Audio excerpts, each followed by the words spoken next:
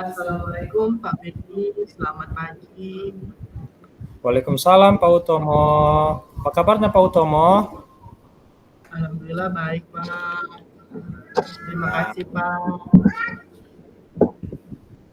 Ada apa ya kira-kira ini Pak Utomo? Gini Pak, saya ingin berbagi cerita tentang permasalahan yang sedang saya hadapi dalam kelas. Kira-kira Pak, apa yang ingin Bapak sampaikan pada coaching pada pagi ini Pak? Coaching yang ingin saya sampaikan pada pagi ini yaitu Pak, permasalahan saya dengan siswa atau kurangnya komunikasi dengan orang tua gitu Pak. Jadi Pak, apa yang sebenarnya Bapak inginkan setelah coaching ini Pak?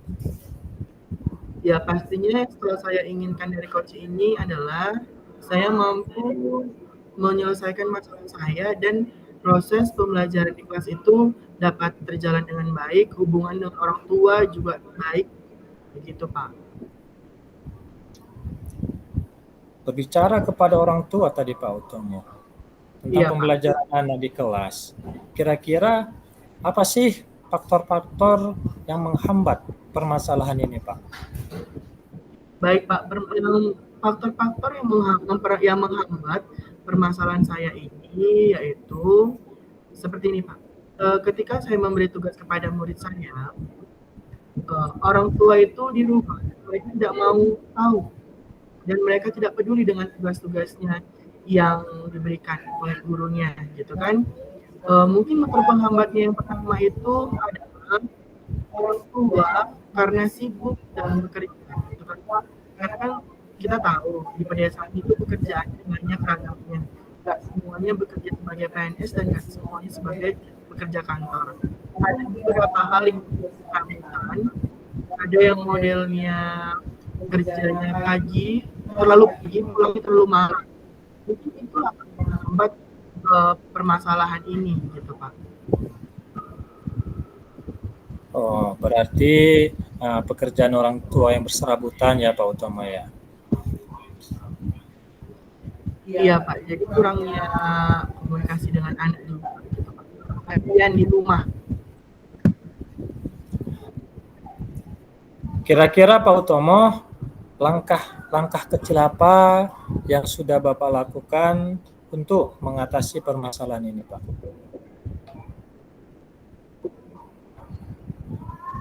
Langkah yang sudah saya lakukan ya, saya konsultasi dengan kepala sekolahnya. Saya juga menanyakan kira-kira apa ya Bu, Pak, solusi yang bisa saya hadapi, solusi yang bisa saya jalankan dalam permasalahan saya ini.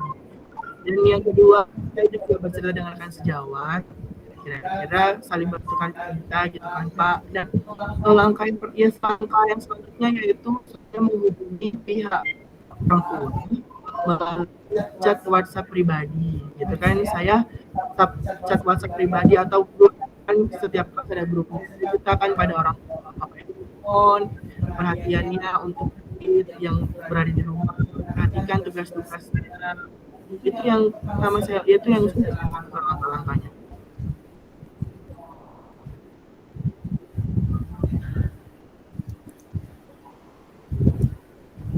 Pak Utomo, apakah langkah-langkah yang sudah Bapak terapkan itu kira-kira sudah efektif atau masih belum Pak?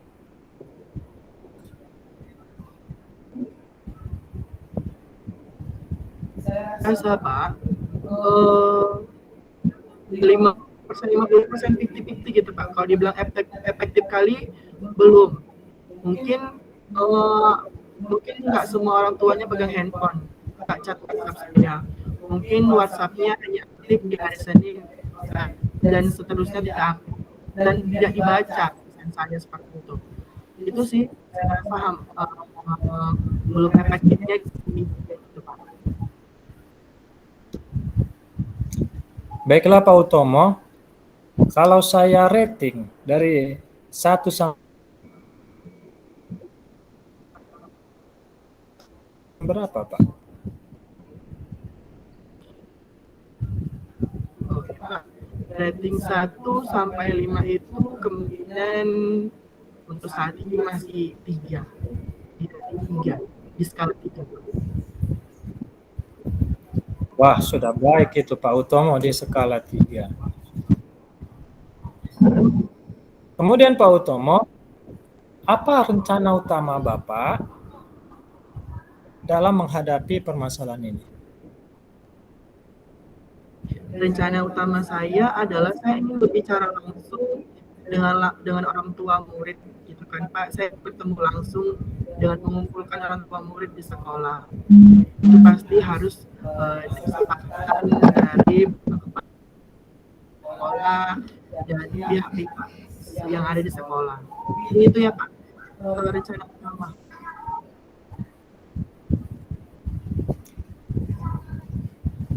Kemudian Pak Utomo, siapa saja yang Bapak libatkan dalam rencana yang akan Bapak, rencana utama yang Bapak buat ini?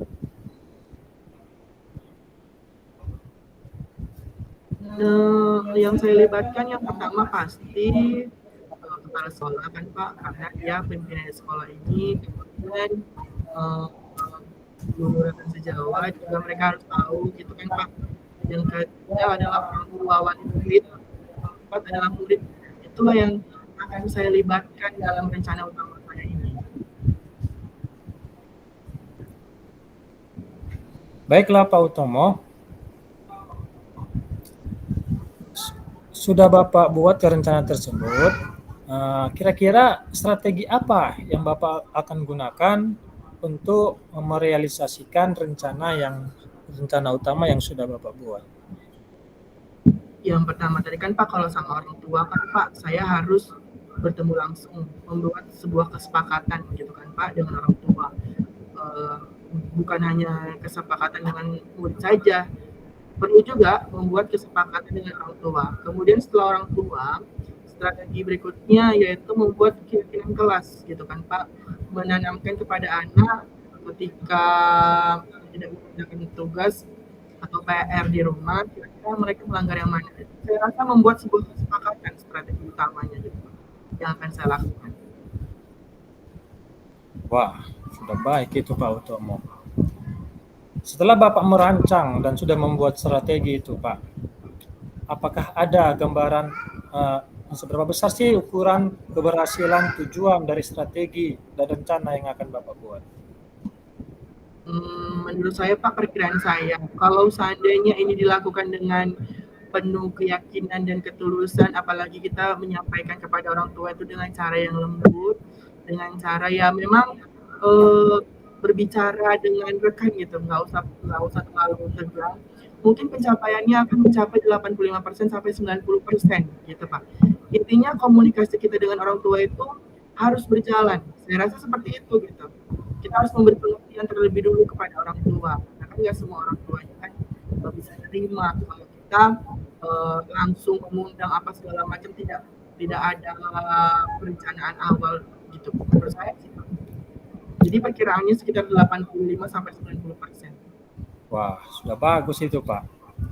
Kemudian saya penasaran ini Pak, siapa dan apa yang membuat Bapak bertahan atau membuat Bapak ingin menyelesaikan atau menjaga komitmen untuk permasalahan ini Pak? Apa penyebabnya Bapak bersemangat gitu Pak?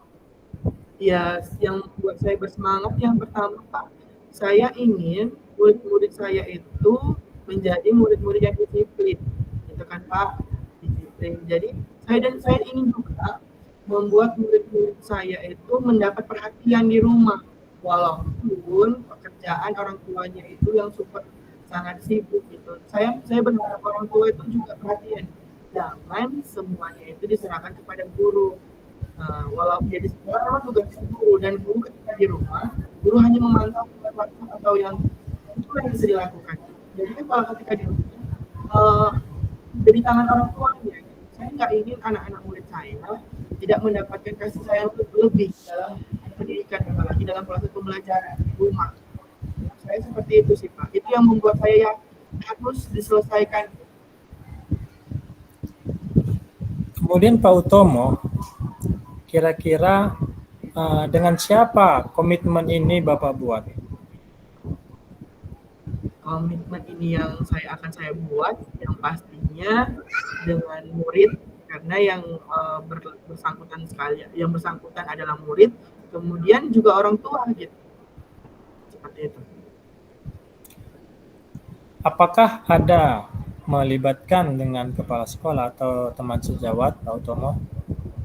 Sudah pasti Pak, kalau itu pasti kita harus melibatkannya karena kan uh, yang bertanggung jawab atas sekolah ini kan ada pimpinan yaitu kepala sekolah. Dia juga harus tahu apa yang akan kita buat dalam permasalahan ini gitu kan. Setiap apa yang akan kita lakukan pasti kita harus melapor dengan pimpinan kita kepala sekolah. Kalau rekan sejawat mungkin seperti itu gitu kan Pak. Mungkin rekan sejawat juga memiliki permasalahan yang sama dengan saya. Baiklah Pak Utomo, setelah sekian banyak Bapak berbicara tentang permasalahan Bapak di kelas, terutama dengan kepedulian orang tua, bagaimana tindak lanjut Bapak yang akan Bapak laksanakan, Bapak lakukan setelah coaching ini, Pak? Setelah yang saya lakukan setelah coaching ini, saya aksi nyata langsung itu Pak. Mendatangkan orang tua langsung mengundang ya pertama kita dulu dengan pihak sekolah, Pak sekolah gitu kan Pak, membuat surat undangan. Yang akan tindakan yang memang harus dilakukan utama adalah mengundang orang tua. Saya seperti itu. Wah, mantap Pak Utomo. Kemudian, apakah Pak Utomo ini berani bertanggung jawab atas komitmen yang Bapak buat tersebut? Insya Allah, saya akan bertanggung jawab sepenuhnya dengan atas komitmen yang sudah saya buat. Karena saya rasa apa yang saya mau buat ini, yang saya rencanakan ini, itu memang benar-benar untuk menguntungkan murid dan orang tua gitu kan. Dampaknya memang terlihat untuk para siswa. Gitu kan. Jadi saya insya Allah saya berani bertanggung jawab dalam komitmen ini. Gitu, Pak. Wah, luar biasa Pak Utomo. Kemudian Pak Utomo, kira-kira Pak Utomo, dalam jangka waktu berapa istilahnya Pak Utomo ini dapat merealisasikan rencana yang telah Bapak rancang sebelumnya? Kira-kira dalam waktu seminggu dekat ini Pak, saya usahakan karena ini menurut saya penting segera harus dibicarakan dan segera harus dimusyawarahkan gitu. Berarti kapan Bapak istilahnya membuat komitmen yang pastinya yang akan ditandatangani oleh orang tua, kepala sekolah, dan siswa, apakah di jam sekolah atau gimana Pak Utomo? Yang jelas setelah coaching ini kan Pak, saya langsung itu. Misalnya ini hari Senin, saya akan membuatnya itu di hari Selasanya langsung bertindak atau paling lama Rabunya. Selasa saya mempersiapkan undangan atau saya berkonsultasi, Rabunya baru aksi nyata langsung dengan orang tua dan orang tua sudah hadir di sekolah. Wah, akhirnya Pak Utomo, di sini kita tahu bahwasanya Pak Utomo itu mempunyai potensi untuk menyelesaikan masalah tersebut. Nah, jadi kesimpulan dari coaching pada kali ini, Pak Utomo bisa menerapkan dan merealisasikan apa yang kita bicarakan pada coaching kali ini. Baik. Pak Utomo, ada lagi yang mau disampaikan Pak Utomo? Alhamdulillah yang saya sampaikan tadi yang menjadi permasalahan saya sudah menemukan titik terangnya Pak. Jadi saya tinggal melakukan aksi nyata kepada orang tua murid begitu Pak. Jadi alhamdulillah terima kasih kepada Bapak yang telah membantu saya dalam memecahkan masalah ini dan merencanakan hal ini agar lebih baik lagi. Begitu Pak.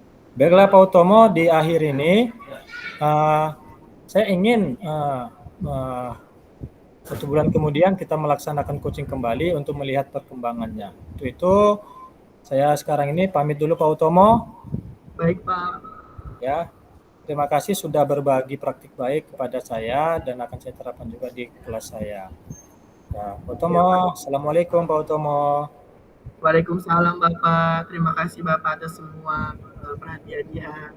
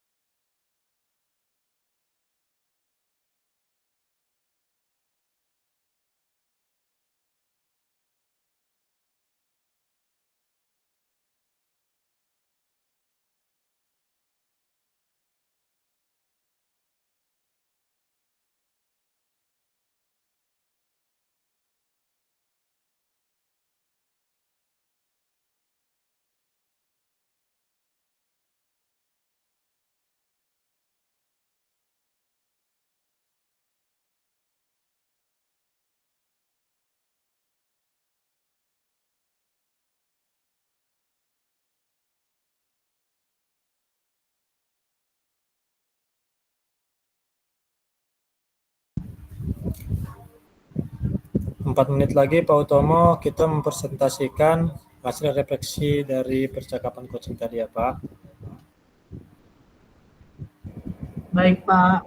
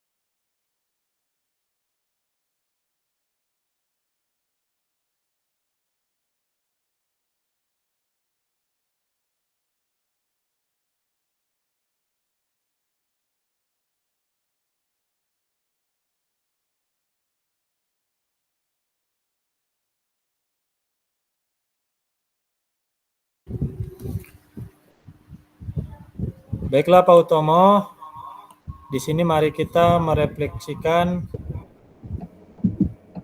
refleksi diri saya ketika kita melaksanakan coaching. Nama CGP, Beniksan Purba. Kemudian, apa yang sudah berjalan dengan baik selama percakapan?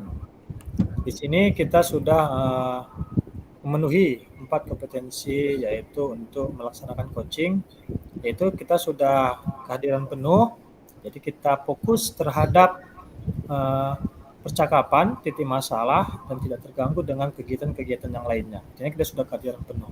Kemudian mendengarkan dengan aktif. Jadi ketika coach bertanya, kemudian coach menjawab. Jadi terjadi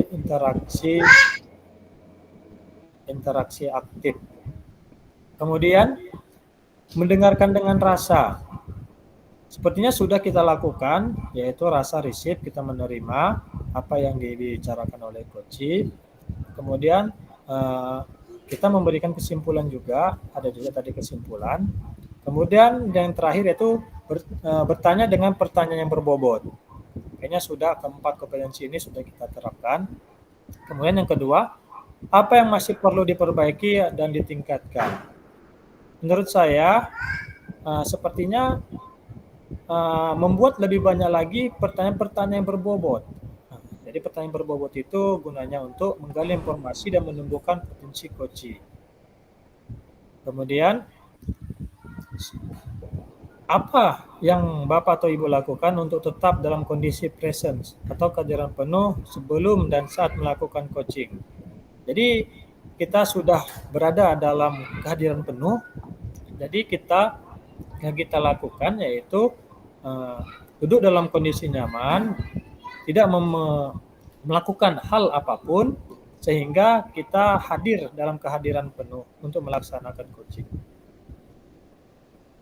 Kemudian yang keempat, apa yang akan Bapak Ibu lakukan untuk memperbaiki atau meningkatkannya? Jadi yang perlu kita lakukan yaitu mencari referensi, yaitu bagaimana praktik-praktik baik tentang coaching, yang ada di YouTube, TikTok, atau media sosial manapun, sehingga kita mempunyai referensi-referensi dan strategi untuk melaksanakan coaching. Sehingga kita mampu pertanyaan pada saat coach, sehingga coach itu mampu juga memaparkan masalah-masalah atau sedetail mungkin, sehingga permasalahan tersebut dapat duduk atau dapat diatasi setelah pelaksanaan coaching ini. Kemudian tentunya setelah itu pun kita harus juga banyak berlatih coaching dengan rekan sejawat yang ada di sekolah. Jadi semakin banyak, kalau pepatah mengatakan, perbanyaklah praktik untuk supaya menambah potensi. Jadi praktik itu lebih penting daripada hanya teori saja. Mungkin itu dari saya, Pak Utomo. Bisa dilanjutkan, Pak Utomo.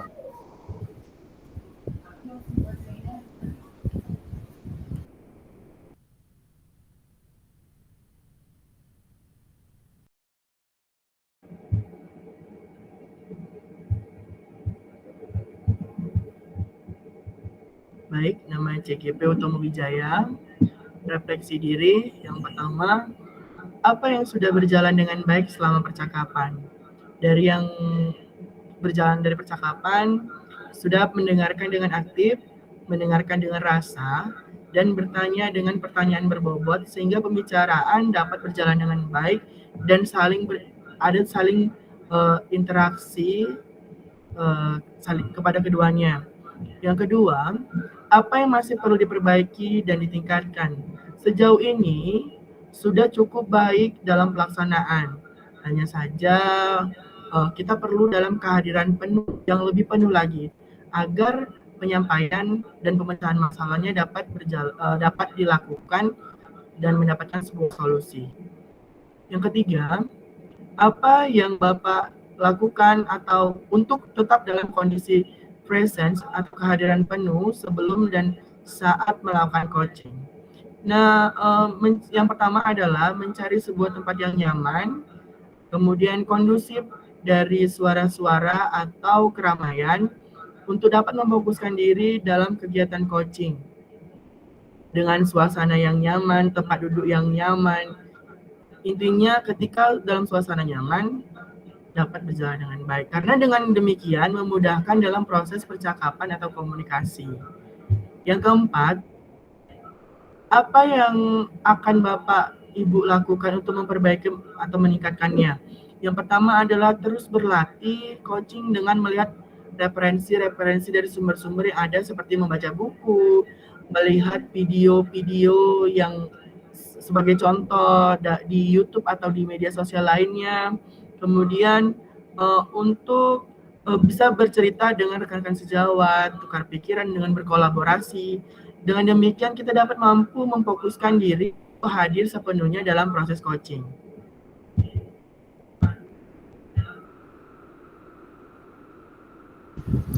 Baiklah Pak Utomo.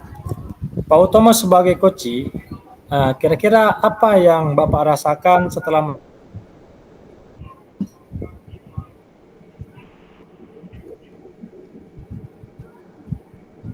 Oke, Bapak, terima kasih. Yang saya rasakan ini permasalahan dapat saya utarakan sepenuhnya dan coach tidak langsung memberikan solusinya. Akan tetapi tanpa sadar saya dapat memberikan solusi atau permasalahan saya dengan kegiatan coaching ini.